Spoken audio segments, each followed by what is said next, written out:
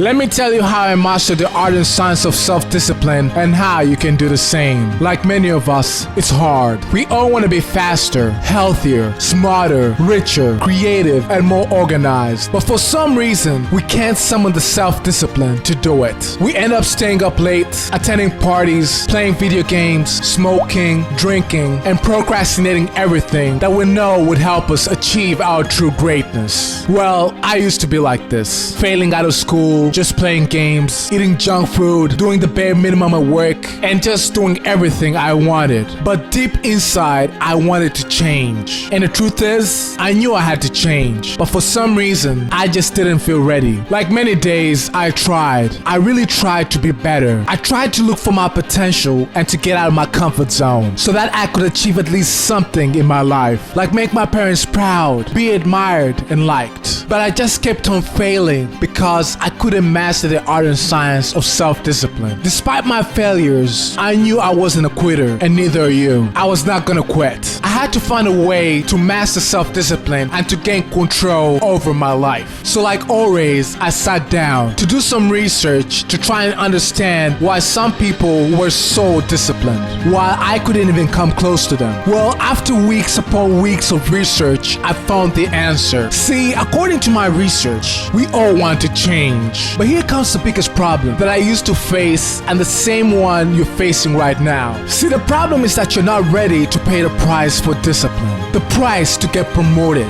to graduate, and to get in shape. So the question becomes, how do you get ready? The answer was so simple, and that was to develop something called competing interest. See, you need to have a very good reason to change, meaning you have to desire something more than the price of the process. For instance, if you choose to quit smoking, you have to desire improved health and well-being more than the discomfort and challenges of quitting nicotine. If you choose to lose weight and become healthier, you have to desire the health benefits and the sense of accomplishment more than the discomfort and the effort of working out regularly. The benefits must outweigh the discomfort. To become disciplined, you need to ask yourself, what is truly worth enduring discomfort for? This means considering what goals or outcomes are important enough to you that you're willing to face challenges, setbacks, or the discomfort of discipline in order to achieve them. You see, this is where many of us fall into a trap. Most of us don't even understand where our wants come from. See, the problem is that in today's society, our wants and ambitions often come from external sources. If you struggle with discipline, it's crucial to ask yourself, is your desire to be disciplined coming from within you, or is it driven by societal pressures? You see, our world overwhelms us with advertisements tailored to our browsing history, urging us to want things. Movies and game companies hype up releases with trailers and conversions, while influencers receive early access, creating anticipation. This leads us to pursue things that society tells us we should want, such as games or trends, even if they don't truly fulfill us. Meanwhile, parents and peers add their own expectations, telling us what we should do and want. The problem is that none of these external influences create a genuine inner drive. True discipline stems from intrinsic motivation, the deep personal reasons that come from within. If discipline is imposed externally, such as by controlling parents, it's not genuine discipline, but rather compliance. So to cultivate real discipline, it's essential to reconnect with what truly matters to you personally. This inner motivation is what drives you to overcome obstacles and to stay committed, regardless of external pressures or distractions. Now, with you knowing the reason why you failed to build discipline, the question becomes, what do you do about this? According to Dr. K, an American psychiatrist, to cultivate healthier desires and to build discipline, we need to start by identifying what we genuinely want.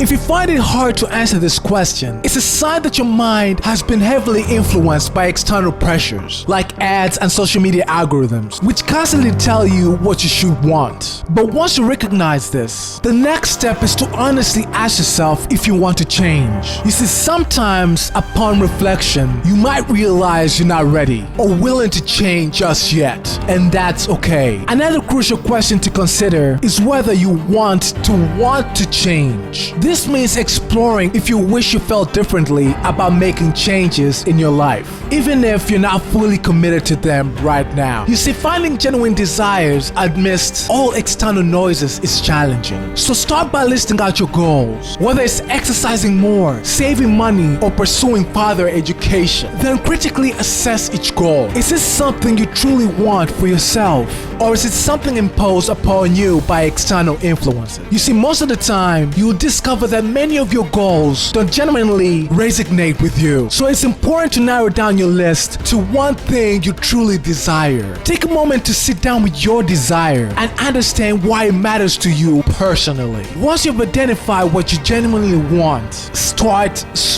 Take tiny steps towards that goal, like doing a few push-ups every day or going out for a short walk. This helps to build momentum and reinforces your commitment to yourself, regardless of external pressures. However, be wary of the all or nothing trap. You see, your mind might try to convince you that this isn't enough, that the small efforts aren't worthwhile, and that you should take more sweeping changes instead. For instance, your mind would be like, what difference does 2 push-ups really make?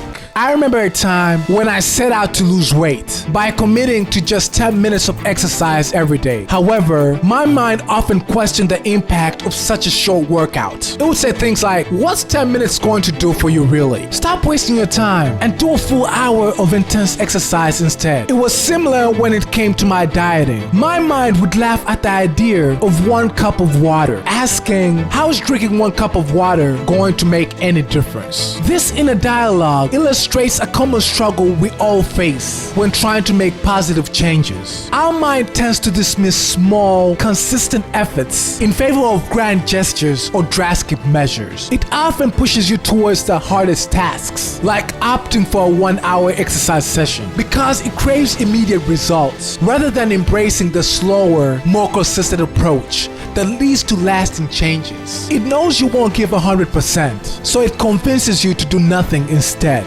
It relies on past experiences, saying that you've tried this before and it's not worth it. Let's just go watch Netflix and relax. However, the key to success often lies in starting small and building momentum over time. Each small step, whether a brief workout session or a single health choice, contributes to a long-term progress and fosters the discipline needed to achieve lasting change. Listening to your mind often results in feeling overwhelmed and ultimately giving up altogether. This is because your mind prefers the path of least resistance. It tends to advocate for quicker fixes or avoiding challenges, which can undermine sustained efforts toward meaningful goals. This is why it's important to remember that genuine change comes from within, your why. It's about aligning your actions with your true desires and not succumbing to societal expectations or fleeting trends. By starting with what truly matters to you and taking small, consistent steps, you can cultivate lasting discipline and achieve meaningful personal growth. Mastering self-discipline is about understanding your true desires and motivations. It's about recognizing the difference between external pressures and inner aspirations. Focus on the one thing that truly resonates with you and begin with small, manageable steps. Whether it's committing to a few push-ups every day or choosing a healthier meal, these incremental changes build momentum and reinforce your commitment to personal growth. Remember, it's not about being perfect, it's about effort. And when you truly bring that effort every day, that's where the transformation happens. That's where change occurs.